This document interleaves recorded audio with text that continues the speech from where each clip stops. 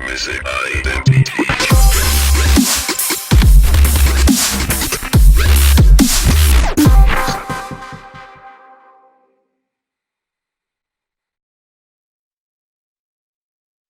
All right, so we've made a song, right?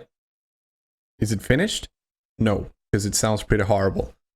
So, in this part of the video series, I'm gonna go through how to improve the sound of your song a little bit after you have the basic layouts, as we do now. So, let's take a look at how we do that. I'm just gonna close this stuff that we don't need. So we have the stuff in the playlist. We have, different patterns in the channel rack here.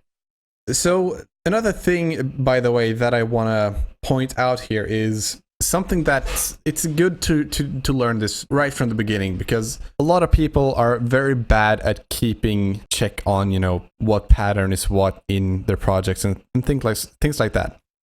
So let's say we're on pattern 1 here, which is our melody pattern, our main melody. What I usually do is I right-click pattern 1 and I press rename. Okay, rename/color. I'll press that and I'll call this pattern main melody. Okay, I'll press enter to enter that in.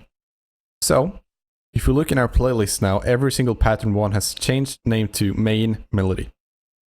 I'll go to pattern 2, change it to main melody 2, okay, because that's the same thing but with a small variation here at the end.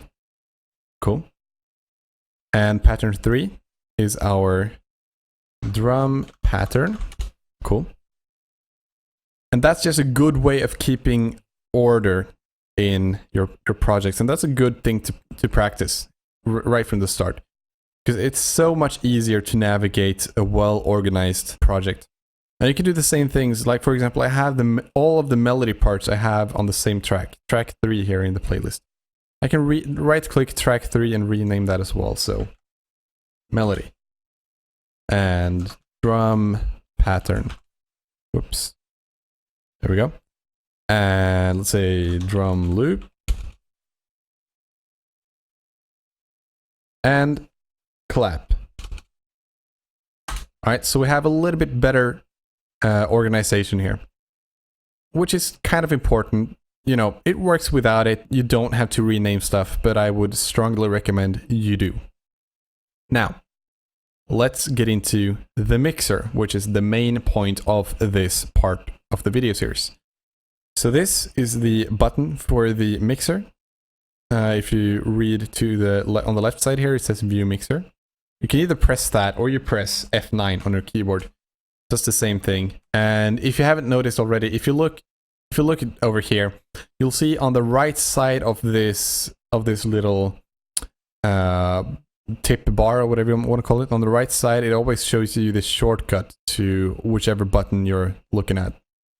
So for the view mixer, it's F9. Cool. This is the mixer. Mine is a little bigger. I think, I don't know, this is probably, I actually have no idea which one is, how it's going to look for you, but this is one I'm using, wide 3, okay? And let's see. Yeah, there's some different options here that I've changed.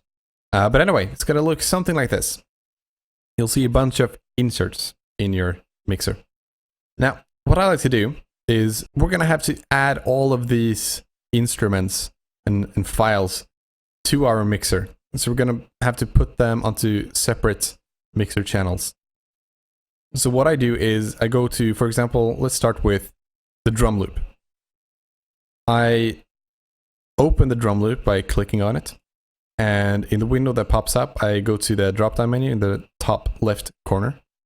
Press it and go to assign free mixer track. Okay? And that adds it to a mixer track and it renames the mixer track. So that way you know what mixer track is which, basically. And I'm going to do that for the clap. Assign free mixer track. I'm going to do it for the Rhodes. Assign free mixer track. And I'm going to do that for basically every single sound that we're using in here. Okay, so I'm just going to go through each separate sound and do the same process. So there we go. Now, if I play this song, you're going to see that, you know, you get some feedback on what's happening in the mixer here. So let's go to the playlist again and let's play the song and watch what happens in the playlist or in the mixer.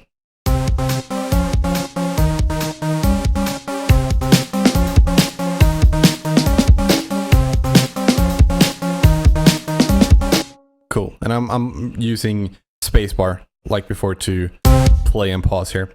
Now, something we can do in the mixer, just, you know, if you want to listen to one separate instrument in the mixer, what you can do is you can control click on this thing here to solo one track. Okay, so.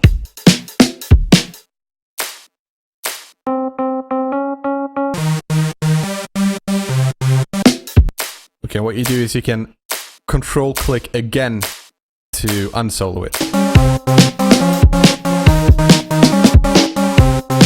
Cool, okay. Another thing, if you just regularly click it, you'll just mute that channel. So whenever it's grayed out, you're not going to hear it, okay? Now, this big thing right here is the volume for each channel. So I know it looks pretty advanced because there's a lot of buttons, a lot of knobs and shit. But it isn't, basically. It's just, this is several channels, so you have controls for each instrument. But, you know, basically it's 1, 2, 3, like 3 knobs that you need to keep an eye on, basically, in here. So it's not too advanced. What I'm just gonna do now is set the volume for each. So you'll notice if I listen to this, I can raise and lower the volume there, okay? So I'm going to do that for each instrument to just get it to sound a little better to me.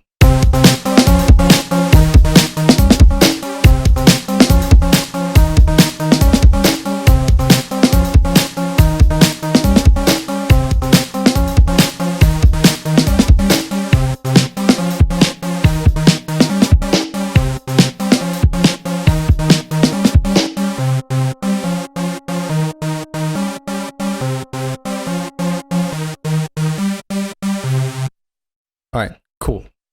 Now, there's a few things you can do in the mixer that you can't do anywhere else in the program. Mainly, you can add effects to any instruments in the mixer, okay? So let's just take a look at the drums, and I'm not going to go into detail in this because it's sort of more advanced. I mean, it's important to learn this, but you got to get a hang of the playlist and the channel rack first. Then you can go into the mixer, okay? So make sure you have a good grasp of this before you go into the mixer. Cool. Now, let's listen to the drum loop. And a cool thing here is, what I can do is I can double click up here on the little black bar here, the timeline. I can double click on it, hold my mouse button right when I double click, and drag, okay? So double click and drag. And I'll mark that whole part. So what it's going to do is it's going to loop that marked part now. So as it plays the end, it's going to go back to the beginning right here. Cool. So we can listen to the drum loop endlessly. Awesome. Now I'm just going to keep it playing in the background here. I'll show you some different stuff we can do. Not too detailed. So if we go to the slots here on the right side, I'll lower the volume of this a bit. If we go to the slots here, I'll click the drop-down menu, one of them, and we'll see this is a bunch of effects that we can add on top of our audio. So for example, a common one to use on drums is compressors. So let's add a Fruity compressor.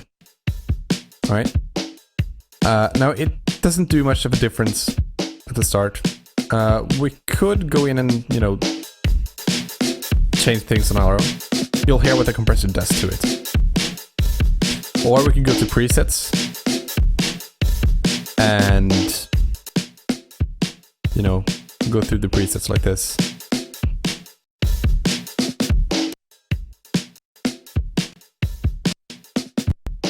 just listen to what it does. But in any case, I'm just gonna set it myself. That's what I usually do. So.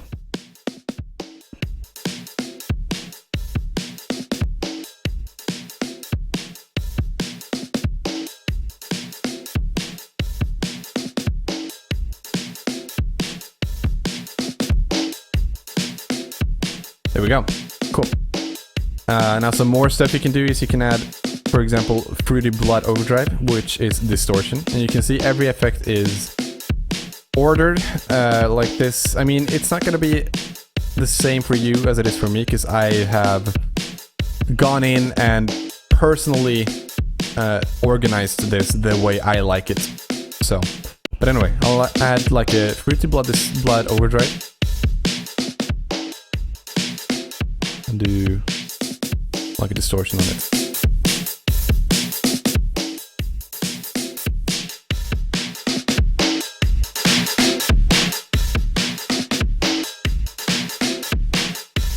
And yeah.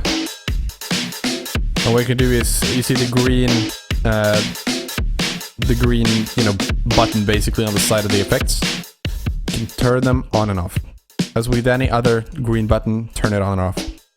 The same with effects, you can turn it on and off.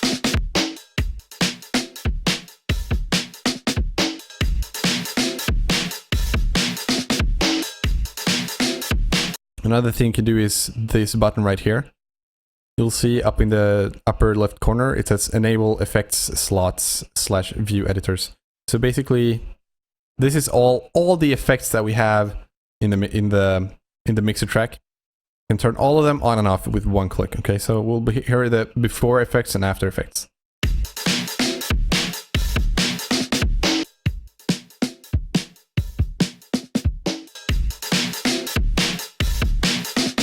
All right, cool. So with just two simple effects, we've completely transformed that drum loop to something much harder hitting. Okay. So what I'm gonna do here is I'm gonna just make. I'm going to fast forward this part because I'm going to be adding effects to all of these channels and see what I come up with and show you the before and after. Cool.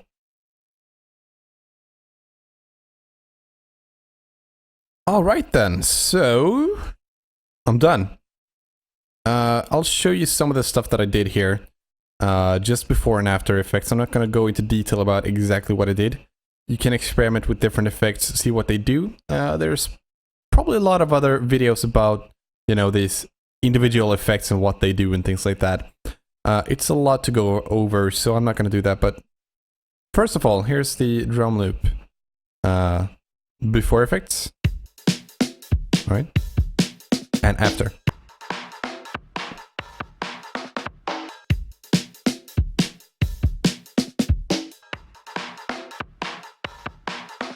Cool. Next, the clap. Here's before and after. Cool. Rhodes. This is after. Here's before. So pretty subtle difference there. Now the Cerebra Saw. I'll show you before.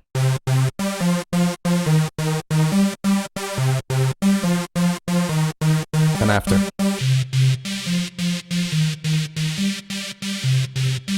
Cool. The snare clap. This is after. And before.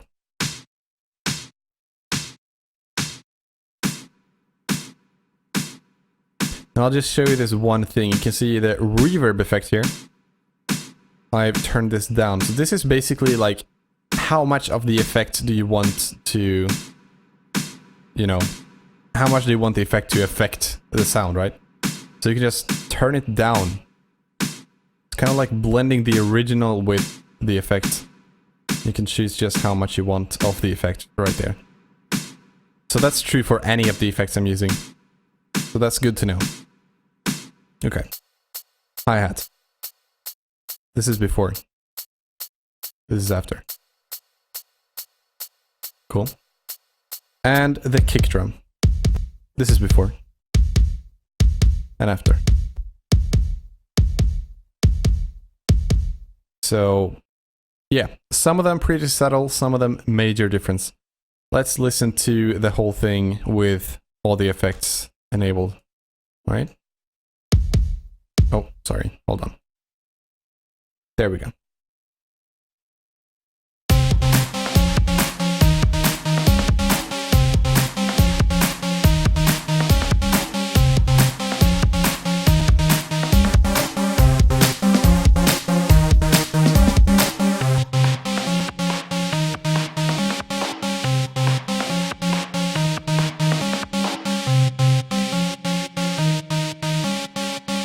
All right, cool. So I think that sounds a little bit better.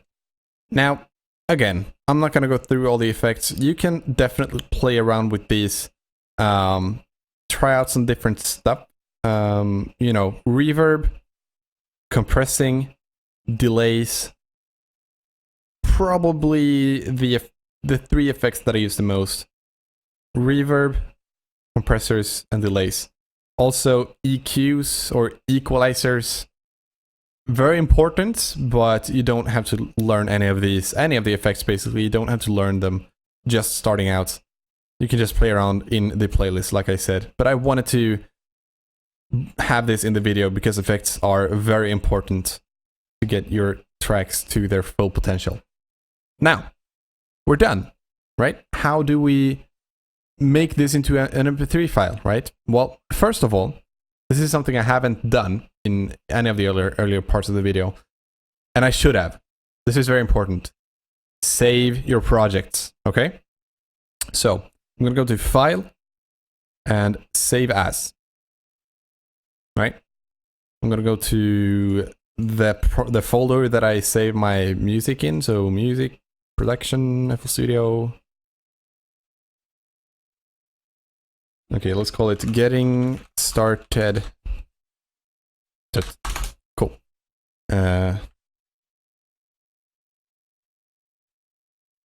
you'll probably notice that I made a separate folder for that. So let me show you why. So if you go into my production folder and the FL Studio projects, you'll see that I have pretty much a separate folder for every single project. And the reason is, if we check out one of these, so for example, like Trap Test. Oh, this is one file. So let's, for example, this project. There's two files, right?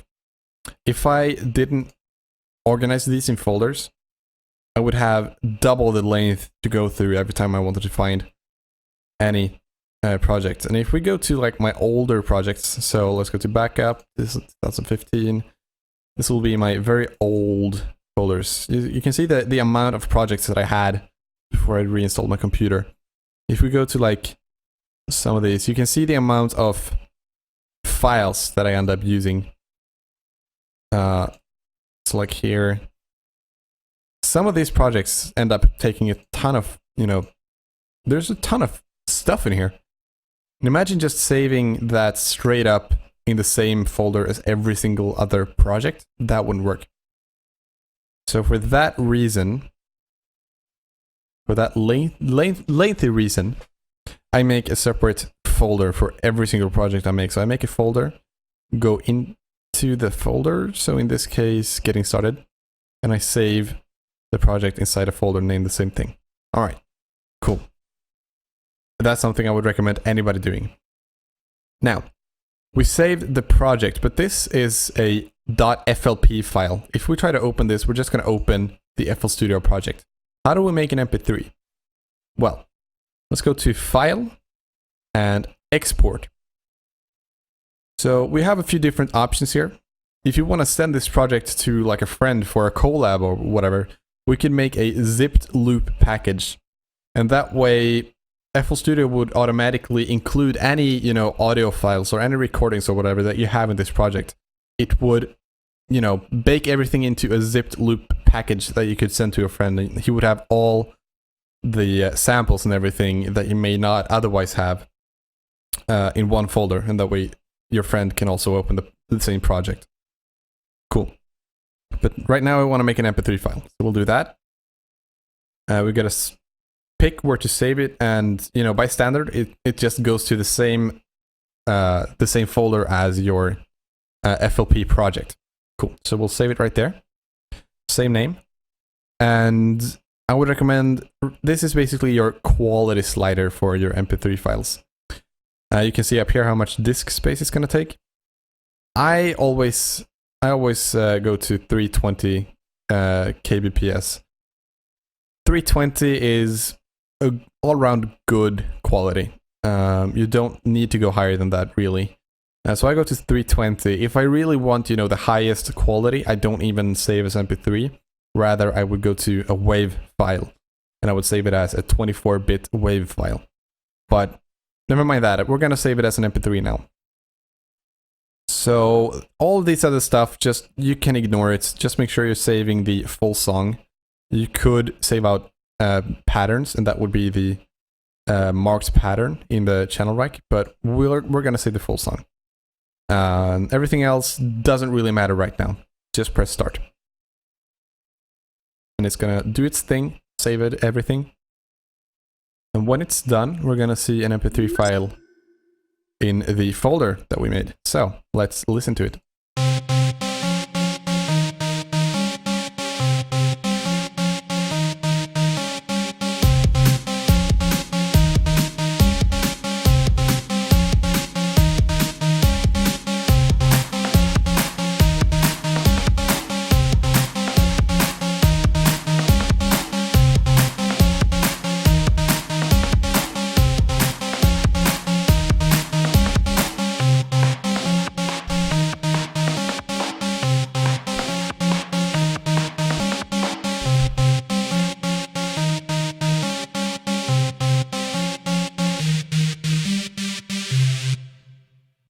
Awesome! Yes! We did it!